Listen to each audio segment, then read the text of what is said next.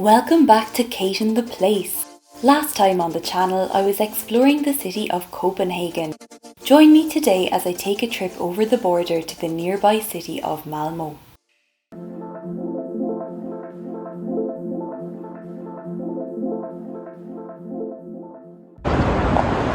Little clue of where we're going today, Aidan. There's a sign.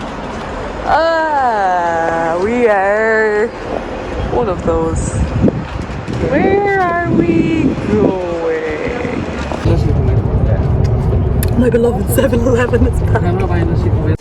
The views over the bridge joining Denmark and Sweden are gorgeous. This makes the bus option more appealing than the train, which passes under the bridge.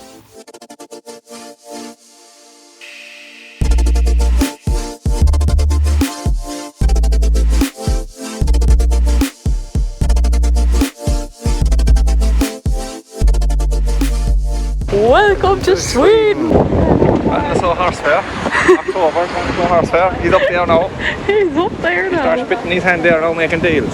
So one of the main things to do actually from Copenhagen is take a day trip to Sweden. So that's what we've done, and an hour and 15 minutes later here we are in the beautiful city of Malmo. We're going to spend the day exploring. I think it's a pretty small city, and from asking people around Copenhagen they said there's not a huge amount to do here, but we just like wandering around. We're going to check it out.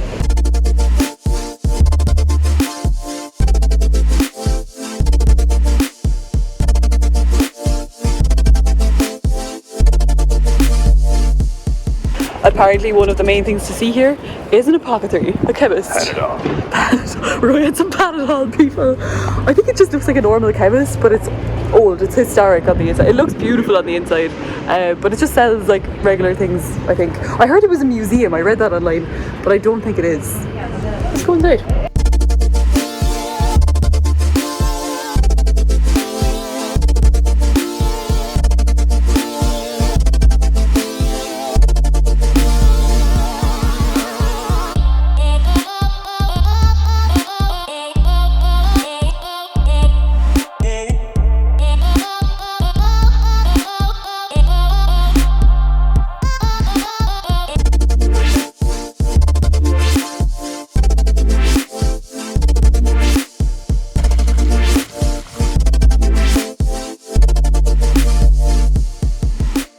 After having a lovely lunch there, really good as well for budget options. We got pasta and a glass of wine for €10, which is way cheaper than what we've been spending in Copenhagen. We've decided to come for a walk in this park. It's actually a graveyard, but it's right by the main square, and it's a beautiful day. So let's see what's around. I think we're close to Malmo Castle as well, which is one of the main things to see here in Malmo. So we're just going to have a stroll.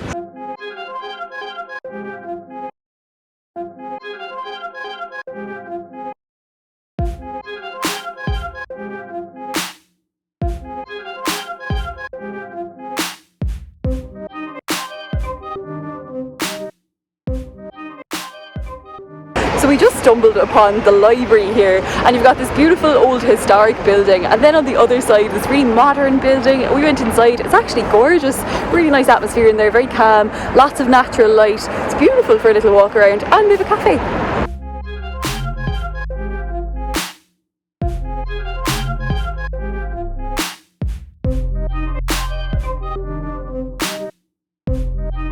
So a big tradition here in Sweden is to have Fika, which is, my understanding of it, is like afternoon cake and a coffee. It's cozy, it's nice. Well, that's what we're doing now. Aren't we, Aidan? Very nice. I mean, you can't say no to cake and coffee, so we're just chilling. We're in the Slottsstrad Gardens. Perfect pronunciation, I know. I am Swedish. So it's basically the castle gardens, and there's a really cute cafe here. They do lovely coffee and cake. So Fika, yeah, you're Swedish now.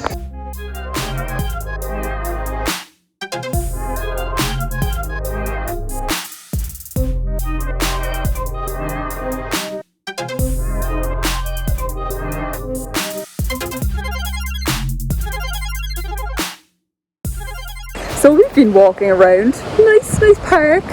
We saw a windmill, that was pretty cool. And now we're just outside the castle here. It doesn't look particularly castle-y, but honestly, there's not a huge amount to do here. So we're gonna check out the castle, I think. Aren't we, Aidan? You wanna check out the castle? Oh, fuck. dodgy wink. Yeah. Aidan loves good castle, don't you? I love a good castle. Yeah. There's good fun rats, you know, though. There's no one actually, no.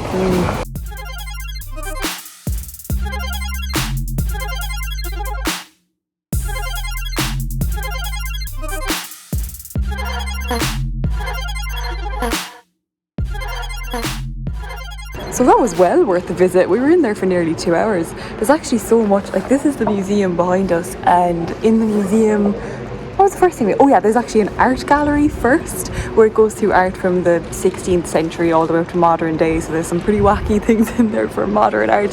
And then you go into sort of an archaeology museum, but it's all in Swedish, and then into the castle itself. So the castle is behind this modern building here, but it's all part of the same complex.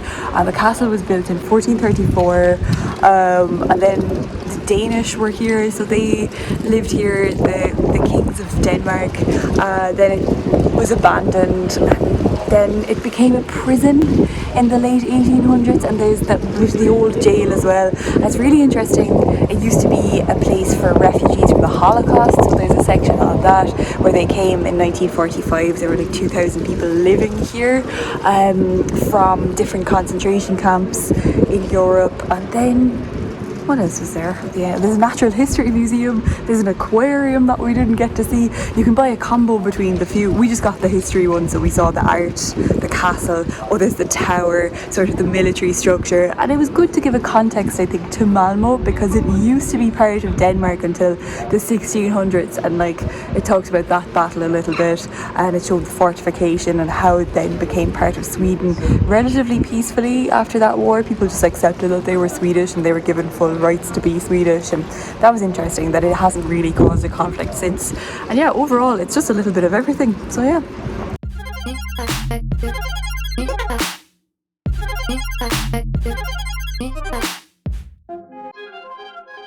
So we found another park. It's huge and everyone's out running and cycling after work. It's busy. We're pretty tired now. We've been walking a lot today, and after standing around the museum, we're just kind of waiting to get a bit of food in a while, and then we're going to head back to Copenhagen. Honestly, you could probably spend less time. We got in around 11 this morning and we're leaving at 7:30, 25 to 8, but you could probably have a little less time, to be honest. It's nice to see it. The streets are so cute, but the city centre is quite small. It's lovely. It looks like there's really good quality of life here, but I think for sightseeing, for tourism, a couple of hours is plenty. So after a lovely dinner back in the main square again, having of course traditional Swedish meatballs, which were delicious, it's time to leave Sweden and Malmo behind and head back to Copenhagen. So I've loved my time in Malmo. It's a really nice city, very compact. You can see most of it within a couple of hours. I recommend going to the castle. That was really nice, and just strolling around, just exploring. So until next time, see ya.